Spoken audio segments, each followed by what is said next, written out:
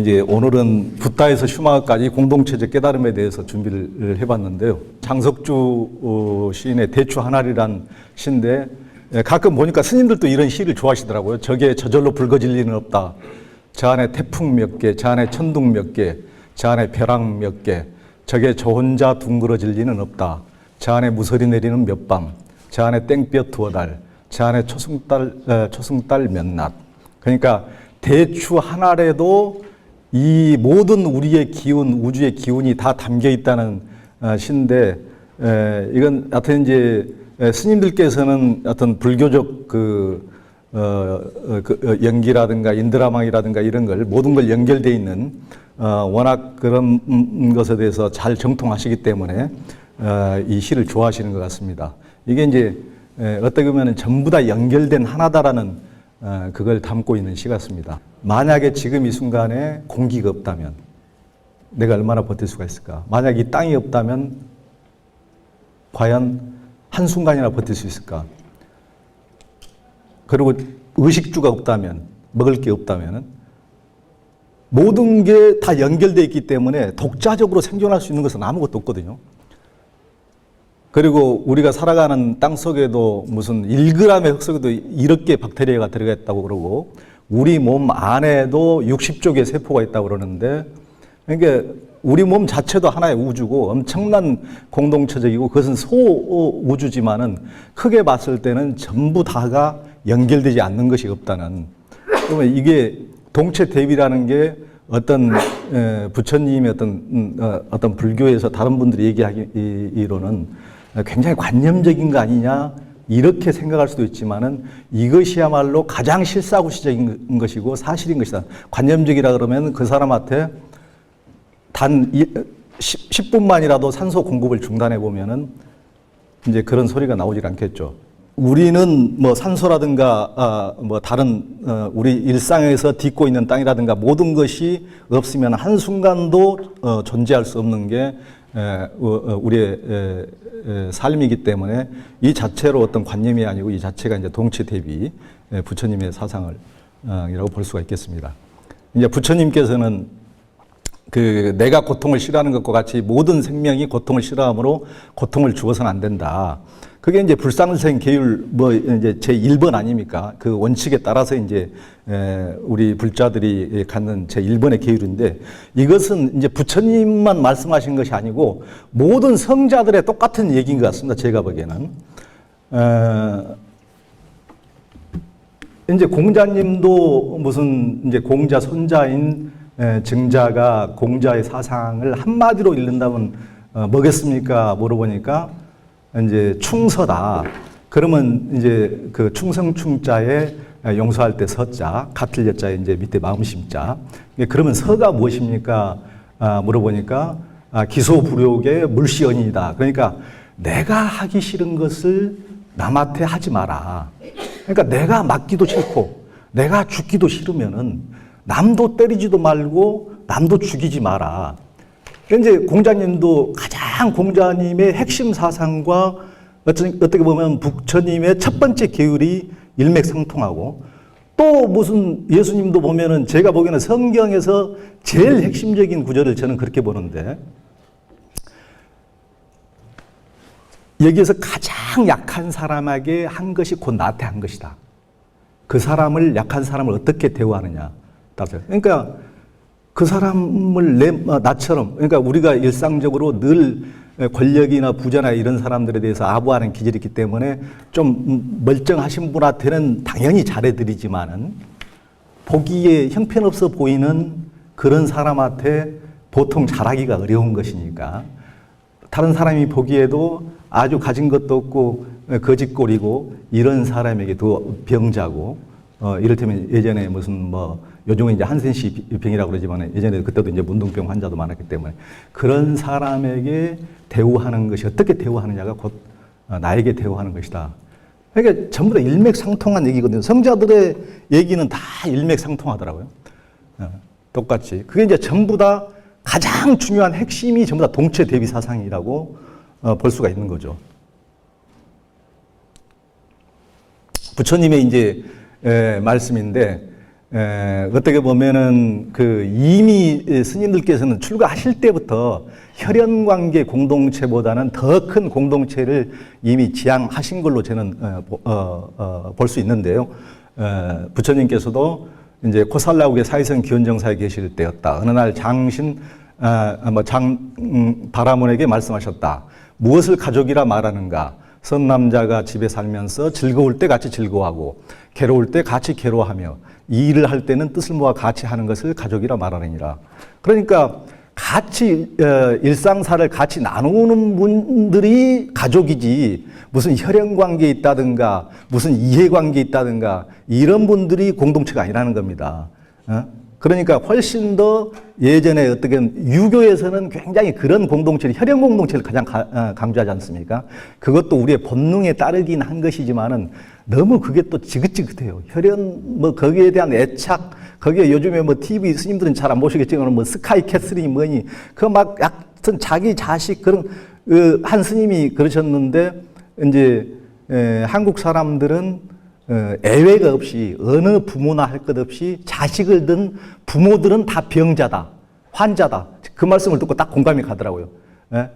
그러니까 그것에 대한 애착 참 지긋지긋해요. 뭐 정도도 없고 뭣도 없고 뭐 그 정도로 혈연이나 이런 것에 대한 집착 애착이라는 것은 그런데 어떻게 보면 스님들은 유교하고 좀 이제 다른 부분이 이런 것이죠. 부처님께서는 그게 우리가 피부치라 그래서 가족이 아니고 이렇게 같이 살아가고 즐거울 때 같이 즐거워하고 같이 괴로워하고 일할 때 같이 일하고 이것이야말로 진정한 가족이다. 부처님께서는 그런 점에서는 굉장히 좀 깨신 분이죠. 굉장히. 이제 그 미래법, 미래불교, 미래스님의 길은 이제 여기서 이제 미륵보살, 우리가 이제 미륵보살을 미래구세주라고 이제 하시는데 사서법은 네 가지 사랑하고 보호하는 법이다. 진일암경에 이제 나와 있는 내용인데요. 거기에는 이제 미륵보살이 구세주로 출연해서 이상향을 건설한다고 쓰여 있다. 그때 미륵보살이 사람들을 보살피고 구제하는 덕으로서 이 사서법을 행한다고 되어 있다. 더 거슬러 올라가면 과거 세상에 했던 붓다들도 모두 사서법을 실천하고 이상향을 건설했다고 말한다. 이처럼 사서법은 평화로운 세상, 평화로운 행복한 사회를 만들기 위한 중요한 가르침이다. 그런데 그러니까 이게 자타카에서도 사서법이 마차의 중심에서 바퀴가 빠지는 것을 막는 축 같다고 가장 마차가 굴러갈 때, 법륜이 굴러갈 때 가장 핵심적인 것인데 저는 한국 불교에서 사서법을 그렇게 뭐 별로 그 강조하는 것을 그렇게 느껴지지 못하더라고요. 실제 저도 이제 스님들하고 뭐 인터뷰도 많이 하고 대화도 많이 나눠보지만은 실제 한국 불교에서 이걸 그렇게 뭐 중요시하는 것 같은 느낌은 그렇게 받지를 못했는데요. 그러니까 미래는 미래 불교 우리가 정말 세상을 구세하려면은 무엇이 중요하냐? 핵심적인 사상이 이것이 돼야 된다. 이제 보시라는 게 무슨 돈을 주고 이런 게 아니고 일체 모든 것을 사람을 살리는 거, 베푸는 거, 물질로 살리든지 정신적으로 심리적으로 살리든지 그런 걸 이제 다 보시라고 하고 친절하고 부드러운 말, 지난 시간에 말씀드렸듯이 좀 공감하고 잘 경청하고 그런 부분 스님들이 이제 훨씬 더 깊이가 있으면서도 사소한 스킬이 부족해서 그 궁량을 제대로 발휘하지 못하니까 실은 이게 사서법이 굉장히 그 스님의 부처님의 방편력을 실현하는데 제일 중요하신 것 같아요. 저도 이제 티베트 불교를 많이 돌아보고 최근에도 그 작년 겨울에도 그 달라이라마 존자님 아래서 그 총리를 했던 국무총리를 했던 이제 굉장히 고승께서 한국을 이제 방문을 하셔서 이걸 이제 보리도 차제론이라고 단계적인 깨달음에 대해서 이렇게 이제 경주에서 한 5일 동안 이걸 이제 법문을 하셨어요. 굉장히 강조하신 게 무착보살하고 용수보살의 동체 대비심 수행법이었습니다. 그러니까 무착보살의 7종 인가법인데 이게 이제 티베트 불교의 핵심이라고 그러더라고요. 우리가 뭐 이것을 굳이 언급을 안 해도 뭐 어떻게 보면은 그 스님들이 일반적으로 이것을 알거나 모르거나 스님들 법문 속에서 저 많이 녹아 있었던 것 같아요. 그러니까 모든 중생이 전생에 한 번 이상 나의 어머니였던 것을 저기라고 생각하고 모든 어머니들이 자식에게 베푸는 은혜를 생각하며 전생의 어머니였던 모든 중생에게 그 은혜를 갚겠다고 다짐하고 모든 중생이 행복하기를 바라는 자비심을 닦고 모든 중생에게 괴로움이 없기를 기원하는 또 비심을 닦으며 자심과 비심의 두 가지 마음을 더욱 강화시킨 다음에 어머니였던 모든 중생의 은혜를 갚는 최고의 방법은 내가 부처가 되어 그들을 제도하는 것이라고 생각해서 보리심을 바란다. 이게 이제 스님들의 저는 이제 자연스러운 이런 삶이어야 된다고 보는데, 스님들 스스로 어떻게 보면은 그런 이제 요즘 한국 불교의 어떤 전반적인 분위기라든가 이런 분위기도 어떤 자비라든가 자애라든가 대중과 함께하는 보살도라든가 이런 쪽에서는 대중들이 그렇게 흡족할 만큼 되지를 않고 스님들 스스로 자평을 늘 들어봐도 늘 이제 그런 말씀을 많이 하시고 이제 저도 이제 하도 많이 듣다 보니까 그런 말씀 더 듣고 싶지도 않더라고요. 이제 다른 스님들 말씀할 거 아니고 자기 자신에 대해서 얘기하면 좋을 것 같은 느낌이 들더라고요. 다른 스님들 얘기할 게 없고 내가 그걸 실천하고 보살도를 실천하고 살아야지. 늘 한국 불교가 어땠다는데 이제 그런 얘기도 하도 들을 만큼 들어가지고 그 말씀을 들으신 스님 자신 한 분부터 이렇게 실천하면 좋지 않을까 이런 생각이 많이 들었습니다. 그리고 이제 용수보살의 이제 두 가지 아까 이제 무착보살의 이제 용수보살의 자타상화법은 이제 입장 바꿔 생각해봐. 요즘 뭐 어디 노래 제목도 그러지 않습니까? 그 상식적인 건데 그것도 이제 그 벌써 2000 몇 년 전에 제2의 부처님이라는 용수보살께서 이제 설하신 것이죠. 다른 사람들의 입장을 생각해서 이것도 이제 동체 대비의 깨달음이 있으면 당연히 실천이 되는 거고, 그런 분들은 어떻게 뭐 경전상에만 나와 있는 거 아니고 삶에서 실천하시는 분들이 이렇게 이제 우리한테 늘 보여주시는 분들이고, 이게 이제 목갈리나 존자 같은 분도 신통제일이라고 그래서 워낙 그 부처님이 초기 교화를 펴시는데 목갈리나 존자가 굉장히 큰 역할을 하셨다고 그러죠. 그때는 이교도들이 워낙 해악을 많이 끼치는데 목갈리나 존자, 목련존자가 무서워가지고 쉽게 옆에 이제 못 왔다고 그러니까 초기에 이제 우리도 이제 뭐 스님들은 너무나 잘 아시겠지만은 가석과 목련존자는 이미 부처님에게 귀의하기 전에 자기들 엄청난 큰 종단을 가지고 있으신 분이었는데 그 이사가 그 부처님의 오비구 초기 비구 중에 한 분이 이제 워낙 그 품행이 워낙 자기가 보기에 엄정하고 훌륭해서 이제 그분을 보고 이제 부처님께 귀의를 했다고 그러죠.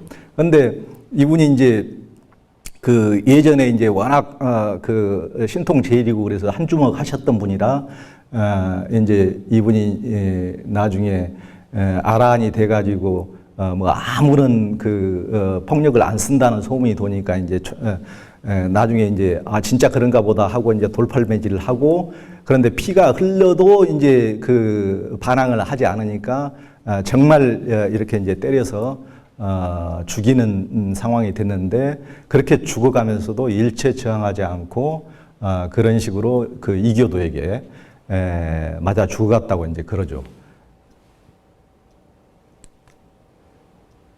그리고 이제 그 가나제바 존자 같은 분도 굉장히 너무 인상적이더라고요. 이분 용수존자의 이제 제자였던 15대 제자인데, 이분이 이제 그 어떤 이교도가 이분 사찰에 들어와 가지고 뭘 훔쳐가다가 이제 걸려 가지고 이제 발각되자 이 가나제바 제자를 흉기로 이제 복부를 찔렀는데, 이분이 거의 이제 창자까지 이렇게 나오고 그런 지경에 처했는데도 그 살인자에게 밑으로 내려가면 잡히니까 저 뒷길로 도망가라고 그렇게 일러줬다는, 그러니까 그런 위급한 상황에서야말로 그 사람의 진실한 본심이 나오고 무의식의 상태가 그대로 반영이 될 텐데 어떤 경계가 돼야 저런 상태가 될까? 참 어떻게 보면은 들으면서도 희유한 일이 아닐 수가 없는 거죠. 정말 그 당시 어떤 불살생이라든가 비폭력이라든가 아임사라든가 이런 것은 어떤 관념이 아니고, 야, 니나 나나 똑같고 똑같은 내 몸뚱이로 인식되지 않으면 어떻게 저런 정도의 태도가 나올 수가 있을까? 참 기막힌 일이죠. 그 미국 브루도프가 이제 아나베프타 제세례파라고 했는데 기독교에 그 사람들의 일파에서도 이런 그런 게 있는데 그들 중에 그 아미시가 그 미국에서 그 총기 사건으로 학생들이 5명이 죽었는데도 그날 내로 얘들을 용서했다는 제가 말씀을 드렸는데요. 그때 여기서도 이제 이 얘기를 보고도 이걸 바보 아니야 이런 생각이 들기도 했는데 어떻게 보면은 이제 그때는 그분들이 이제 재세례파 다시 세례를 준다 그래가지고 태어날 때부터 무조건 다 기독교로 만들어 버리니까 그건 의미가 없다고 이제 재세례파로 자신들을 이제 선언한 뒤에 워낙 기독교 본류로부터 핍박을 받으니까 늘 쫓겨다니고 이제 잡히면 그 화형시키고 막 그랬으니까 늘 쫓겨다니는데 이제 이 사람들이 이단으로 이제 쫓겨가지고 쫓기다가 이제 네덜란드 그 아나베프스트 청년이 닐크 밀렘스라는 청년이 이제 도망을 가다가 강을 건너서 도망을 치는데 그 쫓던 감옥 간수가 이제 그 뒤에서 자기를 쫓다가 물에 빠져서 익사 직전인 거라요.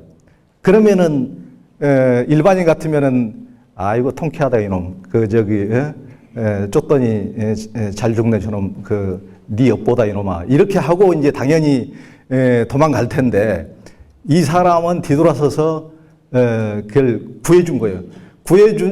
구해주면은 보통 같으면 이게 소설이 드라마가 되려면은 그 은공을 갚으려 이것도 놔줘야 되는데 이 또 무지막지한 인간이 이걸 또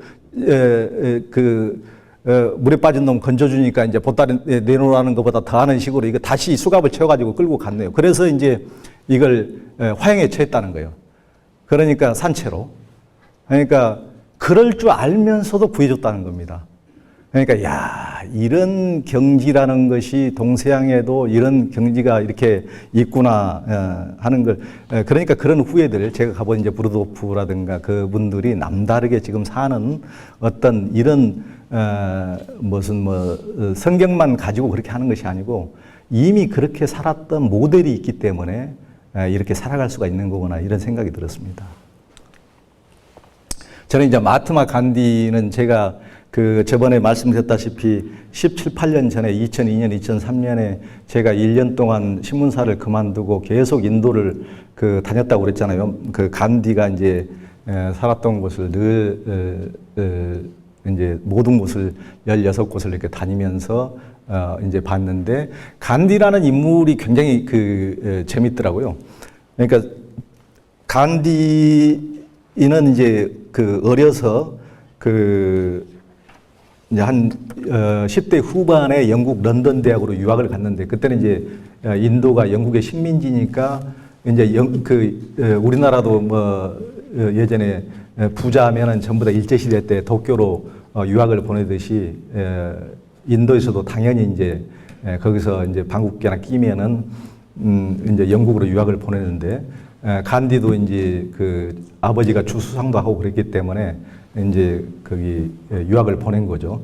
유학을 보냈는데 이제 어렸을 때는 자기 자신이 우리도 그렇듯이 영국이라는 나라가 전 세계를 제패하고 그때 당시 해가 지지 않는 나라니까 워낙 찬란한 나라니까 그 나라를 동경하고 그 나라에 가고 싶고 그 나라 사람처럼 닮고 싶고 그러지 우리나라 꼴을 보면 우리나라도 그때 일시대 때 아마 지식인들이나 권력자들이 다 그랬을 거예요. 이게 이 사람들 백성들 꼬락서니를 보면은 이 나라가 다시 일어서리라고는 상상을 못했겠죠. 그래서 이 나라의 모든 것이 문화고 모든 것은 버려야 될 것이고 새로운 것을 다 받아들여야 된다고 이렇게 이제 생각을 했을 테고 간디도 다름없이 인도적인 것은 싹 전부 다 무시하고 하나도 이제 중요시하게 생각하지 않고 영국에 가서 이제 새로운 것만 배우려고 영국 걸 다 영국 신사 따라서 하고 옷 입고 전부 다 그들의 이제 스타일대로 A도 배우고 영국 신사처럼 이렇게 하려고 했는데 그때 당시 이제 영국에서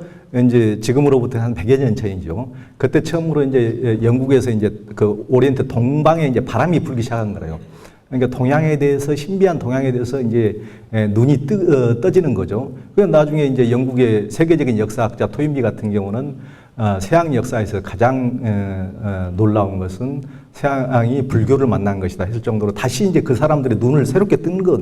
그러니까 동양이라는 것은 총칼로 망한 것이 이게 정신 세계마저 없는 것이 아니다. 자기들은 힘만 없으면 아주 미개한 걸로 쳐버렸는데 엄청난 동양에 뭔가가 있다. 이런 것이 이제 새롭게 인식하는 사람들이 소수지만 생겨나기 시작하고, 그러니까 인도에 대해서도 궁금하고, 그래서 이제 인도에서 왔다 그러니까 인도에 대해서 여러 가지 물어보기도 하고, 예전에 뭐 성자들에 대해서도 물어보고, 무슨 뭐 부처님에 대해서도 물어보고, 뭐 다양한 걸 물어봤는데, 뭐 인도는 니들은 뭐 저기 수행하는 사람들은 채식한다며, 그러면 채식에 대해서도 물어보고, 그런데 간디가 아는 게 아무것도 없는 거예요. 아는 게 자기가 거기서 살았으면서 인도에 대해서 아는 게 아무것도 없다 보니까 이제 얼마나 쪽팔리겠어요.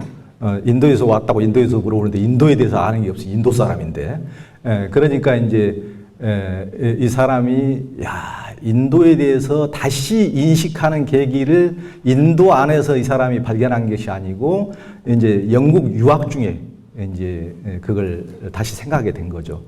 그래서 제가 돌아왔을 때도 그 인도를 가보니까 간디가 무슨 의학도 이를테면 대체의학센터 같은 거, 인도인은 인도 전통 의료 방식에 따라서 치료하는 게 좋다. 우선은 급한 외과적 수술이나 이런 것이라면 모르겠지만 기본적으로 인도 수천 년 동안 사람들을 치유해온 그런 비법들이 있으니까 그렇게 하는 것이 좋다고. 그런 대체의학센터 같은 경우도 굉장히 크게 이렇게 뿌네 옆에 저도 직접 가보고 며칠 지내보기도 했는데 그런 것도 있고, 너무나 전통, 뭐 모든 삶이 뭐 스님도 아시겠지만 물레를 잡고 이런 식으로 하고 삶의 방식도 완전히 전통으로 인도 돌아와서 어떻게 살았지 않습니까?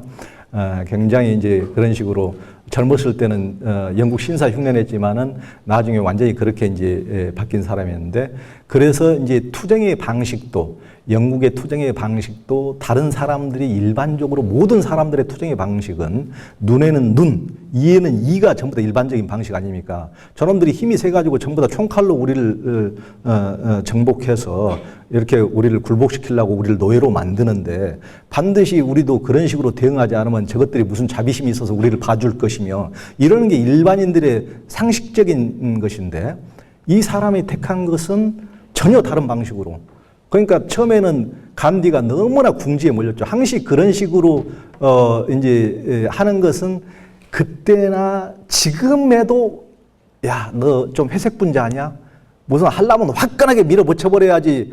그게 뭐야? 이런 식으로 지금까지도 그런 화해론자들은 늘 궁지에 몰리기 마련이죠. 그때 당시에 간디가 했던 투쟁 방식도 너무나 힘들었지만은 간디는 제가 지금까지 설명드렸던 부처님이나 목련존자나 앙굴리라마나 가나제바나 이런 분들의 이제 그런 그 사상을 그대로 따라서, 야, 그건 사상은 사상이고 지금 식민 이 지배자 제국하고 싸우는데 그게 어떻게 여기서 적용해? 이 덜 떨어진 현실 감각 없는 친구야. 이런 식의 비판을 받아가면서도, 아니 어떻게 이에는 이, 눈에는 눈, 이렇게 가가지고는 계속 그 윤회는 되풀이될 수밖에 없다. 끝내. 그래서 인간의 고해가 지금까지도 부처님이나 수많은 성자들이 출연했음에도 불구하고 그 윤회가 절대 끊어지지 않고 되풀이되는 것 아니냐. 이렇게 하고 굉장히 그 오해를 받고 사람들에게 질타를 받으면서도 그런 노선을 택해서 그렇게 가지 않았습니까? 완전히 비폭력 노선으로. 그러니까 제가 이제 그 간디가 한 번도 자기 가족끼리만 살아본 적은 없고, 아까 그 부처님께서 무엇이 우리 가족이고 무엇이 공동체인가 그렇게 말씀하셨듯이 간디도 그렇게 산 겁니다. 자기 가족끼리만 산 게 아니고 이런 식으로 늘 공동체적으로 살고, 그때 지금도 인도 가보셨으면 알겠지만은 인도는 아직도 관념적으로는 사성제가 있거든요. 하여간 너무 뿌리가 깊어요. 2600년 전에 부처님이 출연을 하셔서 그것을 모든 인간은 평등하다고 대각을 날리셨음에도 불구하고 아직까지도 2600년이 지난 이후까지도 관념적으로 그 사성지가 그대로 남아 있으니, 사람이 자기가 갖는 기득권은 얼마나 놓기가 어려운 것인지 그렇지만은 또 우리보다 나은 구석이 또 많이 있습니다. 거기는 뭐 그 하층민들 그 밑에 불가촉 천민 이런 사람들은 그 공무원이라든가 선생님이라든가 이런 게 할당량을 분명히 이렇게 딱 줘버려요. 10% 20% 이렇게 줘버리기 때문에 그 사람들이 공직의 진출률이 훨씬 높습니다. 그러니까 이제 거기에 대한 또 반발도 많은데 그런 면은 우리보다 훨씬 나은 면이기도 하죠.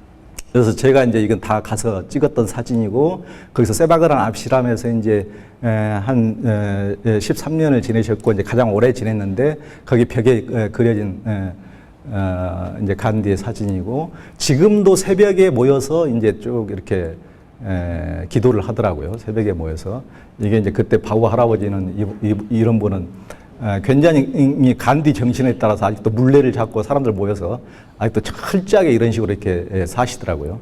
아직까지도 참 신기할 정도로.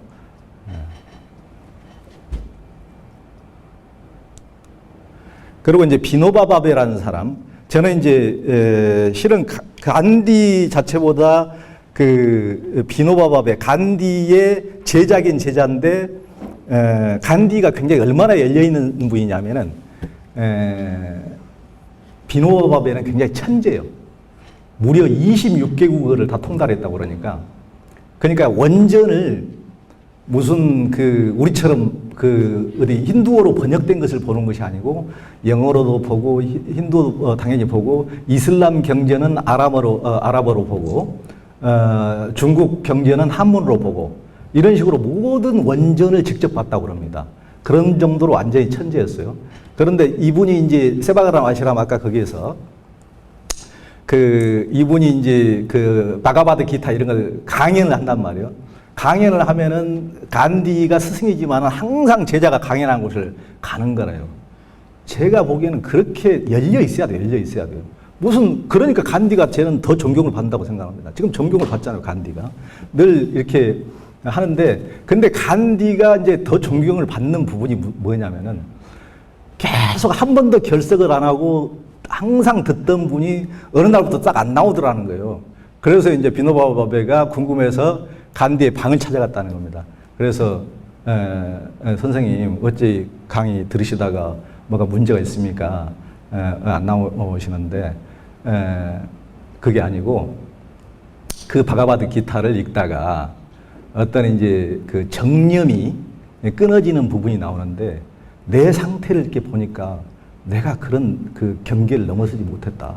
그래서 왜 그런지 계속 그걸 생각하느라고 더 이상 그걸 뭐 되지도 않는데 계속 진도만 나가서 무슨 소용이 있겠느냐. 그랬다는 겁니다.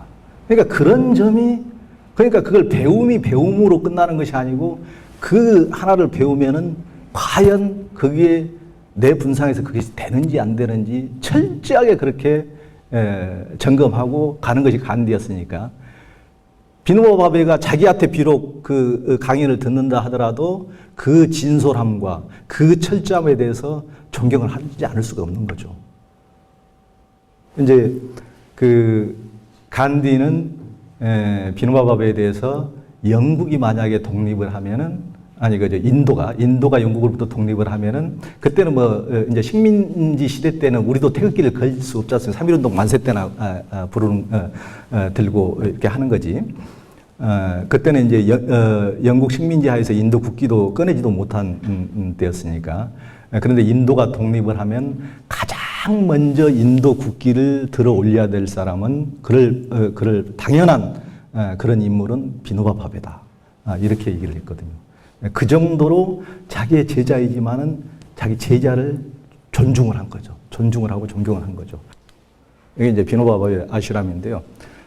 저분이 이제 비노바 바베고, 이제 비노바 바베가 했던 대표적인 운동이 맨발로 걸어다니는 부단 운동을 했는데, 부단 운동이 뭐냐면은 이게 대단한 게, 이 사람이 이제 자기를 따르는 사람하고 인도 전역을 걸으면서, 인도라는 게 우리나라 부자는 또 뭐 거기다 댈 수도 없게 엄청나게 한 사람이 몰이해서 이제 대지주들이 많으니까 그런 사람들 일반 수억 명들은 참 거지꼴로 살아가고 있는데 이제 소수가 전부 다 땅을 뭐 한 고을 이런 거 다 이제 소수 한두 사람의 땅이고 그런 나라가 인도인데 이제 그런 사람들이 가졌다고 해서 자비심이 있는 것이 아니고 가진 사람들이 더 하죠. 가진 사람들이 남이 가진 자기는 99석 가지면 남이 배고픈 사람들 한 석까지 빼어가지고 100석을 채워야 된다는 사람들이 가진 사람들의 동서고금의 늘 심리였으니까.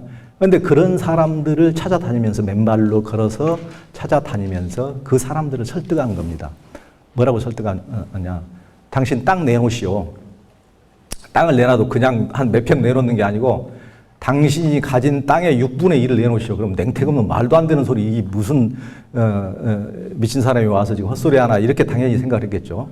이제 그런데 비누바바베는 이 지금 인도 전역에 당신은 곳간에서 쌀이 썩어 나가지만은 인도 전역의 대부분의 사람들이 한 끼 식사가 없어서 하루에 한 끼도 못 먹고 대부분의 사람들이 다 굶어 죽어가지 않았어.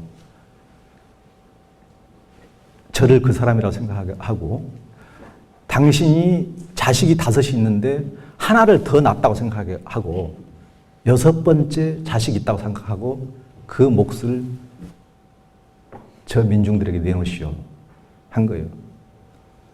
근데 그게 이제 부자들한테 그 씨가 먹힐 소리겠습니까?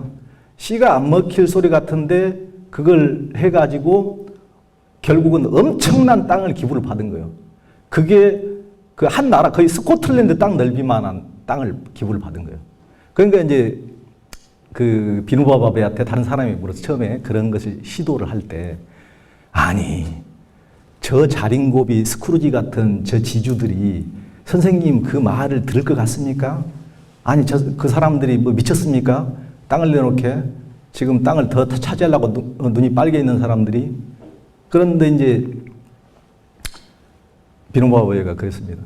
아무리 완고한 성이라도, 아무리 튼튼하게 지은 성이라도 거기에 개미 구멍도 있고 거기에 뭔가 구멍이 있다. 아무리 완고한 사람의 마음속에도 뭔가 자비심이 들어갈 구멍이 있다는 겁니다.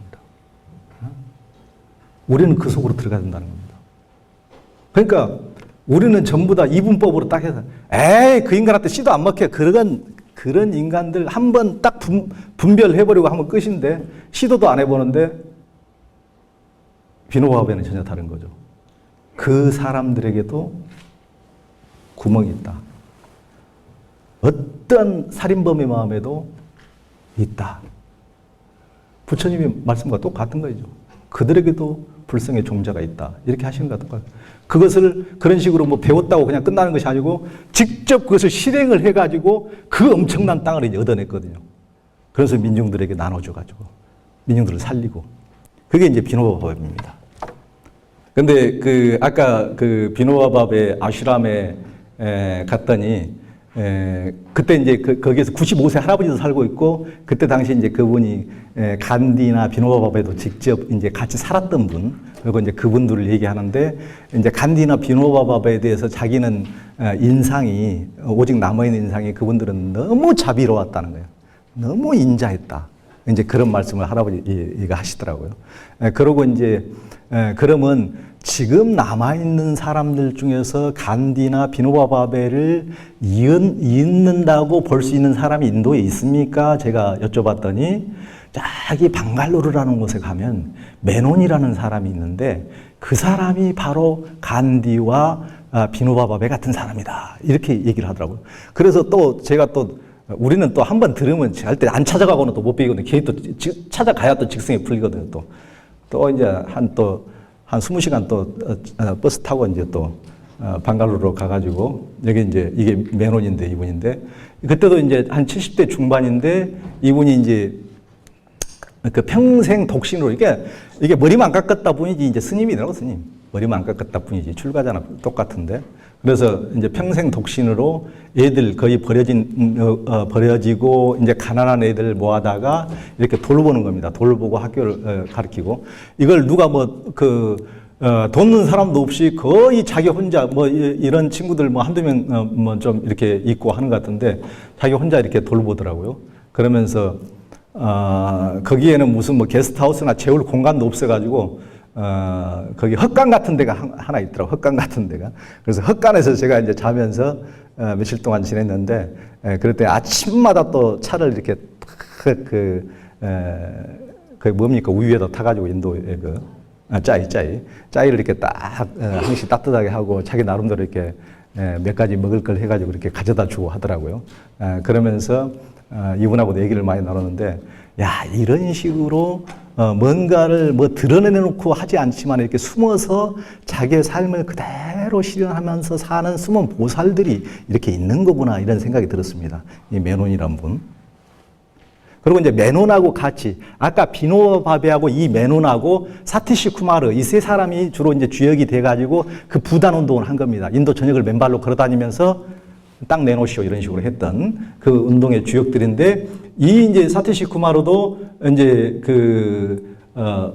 9살에 자이나교 승려가 됐다가 간디의 실천적 가르침에 감복하고 종단을 떠났다가 18살에 간디의 수지자 중 한 명이 비노바 바베와 함께 이제 토지개혁 운동이 그게 이제 그 부단 운동이거든요. 땅 내놓으시오, 그 운동인데, 그 사티시 쿠마르가 이렇게 이제 거기서 운동을 하고, 아까 제가 만났던 메논하고 같이 전 세계를 또 걸어 다니면서 무일푼으로 이렇게 무일푼으로 인도에서 출발해서 사막 그만 전 세계를 걸어 다니면서 평화를 위해서 제발 싸우지 말고 총칼 들지 말고 싸우라고 이런 식으로 이제 전 세계를 걸어 다니면서 운동을 한 겁니다, 이 사람이. 그러면서 영국 남부에 이제 정착을 해서 여기에 이제 환경 잡지도 내고 뭐 작은 학교도 세우고, 또 슈마흐 칼리지, 한국에서 슈마흐 칼리지가 이제 우리도 많이 알고 작은 것이 아름답다고 무슨 잡지책 이름도 이제 그거 따고 그러지 않습니까? 이제 그게 사티시 쿠마르입니다. 아까 메논이 그 비노바 바베와 메논과 이 사티시 쿠마르가 같이. 그래서 이제 이게 이제 슈마흐 칼리지를 세웠던 그 영국의 토트네스라는 조그만 도시에서 전환마을 운동이 시작된 곳이라는 겁니다. 전환마을 운동이라고 제가 말씀드렸지 않습니까? 그러니까 어디 가서 뭐 수십만 평 땅을 사가지고 공동체 마을을 세우는 게 아니고 기존에 있던 전통 마을을 공동체성으로 전환시킨다 그래서 전환마을 운동인데, 그런 식으로 이제 다 이렇게 돌고 도는 겁니다. 그러니까 역사가 전부 다 우리한테까지 다 연결이 되는 거예요, 전부 다. 그리고 또 하나는 또 스리랑카에 어떻게 보면 간디나 비노바 바베라고 볼 수 있는 사람이 아리아네튼의 박사인데, 제가 2000년대 초반에 스리랑카 가서 이분을 이제 뵙고 왔거든요. 근데 여기에 이제 그 스리랑카는 정말 우리나라 이상으로 정말 골치 아픈 나라더라고요. 거기에는 이제 불교 싱할리족들이 불교도들인데 싱할리족들이 주류고 타밀족들이 소수인데, 소수하고 타밀족들은 또 무슬림이에요. 무슬림하고 이런 식으로 싱할리족들하고 계속 전쟁을 하고, 싱할리족들이 이제 그 정권을 잡고 있으니까 타밀 반군들, 얘들은 산속으로 들어가가지고 게릴라, 옛날에 우리 인공대하고 똑같은 거죠. 밤에만 내려가지고 이제 전부 다 막 이렇게 난리치고 뺏어가지고 이제 또 가고, 이런 식으로 낮 밤이 바뀌는 이런 식으로 세상 천지가 권력이 바뀌는 이런 식의 이제 내전 상태를 수십 년째 계속 이어오고 있는데, 그래서 언제까지 우리가 이렇게 살아야 될 것이냐, 이렇게 해서 아리아네 때는 이 사람은 원래 교수인데 이 사람이 이제 그 사르보다야 운동을 한 거예요. 사르보다야. 이제 그게 다 이제 부처님 이제 그 경전에서 산스크리트로 모두의 깨달음이란 뜻. 그러니까 사람들이 이렇게 무슨 그 선언을 한다고 되는 것이 아니고, 사람마다 각성을 하고 깨닫지 않으면 이게 해결될 문제가 아니다. 정말 깨달아야만이 부처님처럼, 목련존자처럼, 가나제바처럼, 앙굴리나처럼 폭력을 넘어설 수가 있는 것이지, 그것을 하지 마라 그래서 할 인간들도 없고, 계속 윤회의 쳇바퀴를 도니까 정말 결국은 개인이 각성을 해야 된다. 그리고 그 원리를, 싸움의 원리를 알아야 된다. 싸움을 뒤에서 부추기는 인간들은 누구냐.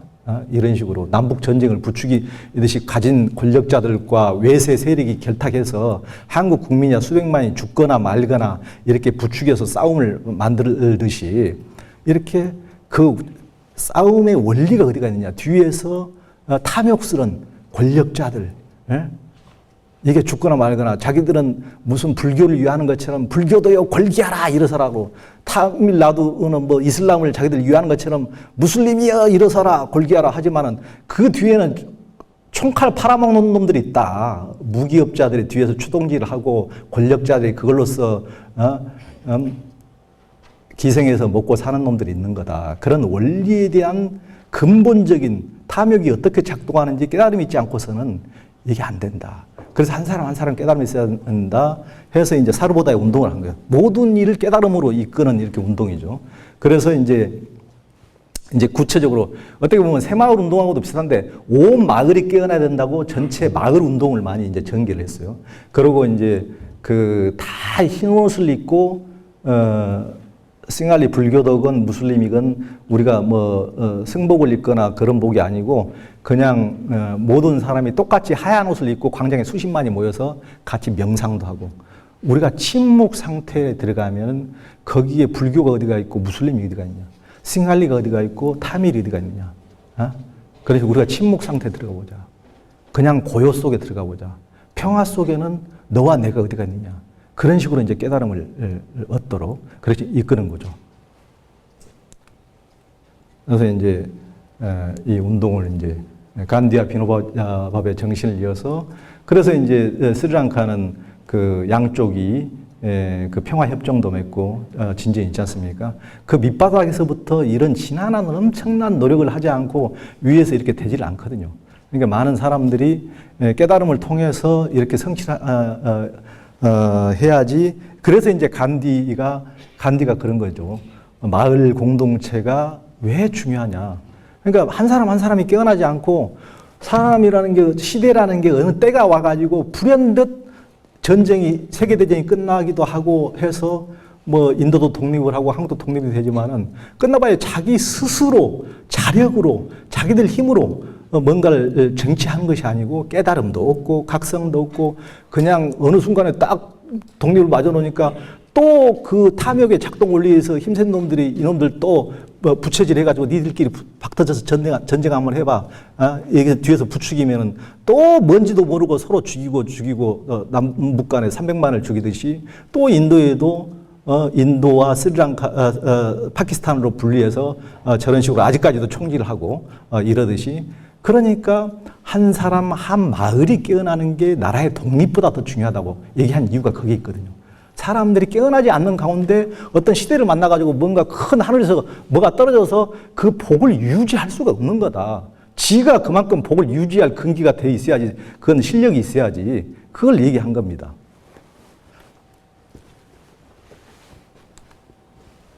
그러니까 사르보다야 그 아리아네트 박사가 했던 이제 평화 행동 계획을 이런 식으로 이제 앉아서 제가 예전에 찍어왔던 사진 잘 못 찾아가고 했는데 그 수십만 명도 이렇게 하얀 옷을 입고 이렇게 앉아서 큰 광장에 이런 식으로 명상을 하고 하더라고요. 그러니까 이제 그런 것들은 이제 불교적인 깨달음을 통해서 공동체적 이런 걸 통해서 동체 대비적인 이런 것을 미래 불교는 정말 그것을 철저하게 실천하는 그런 쪽으로 가야 되지 않을까 생각하면서 이 시간은 이걸로 마치겠습니다.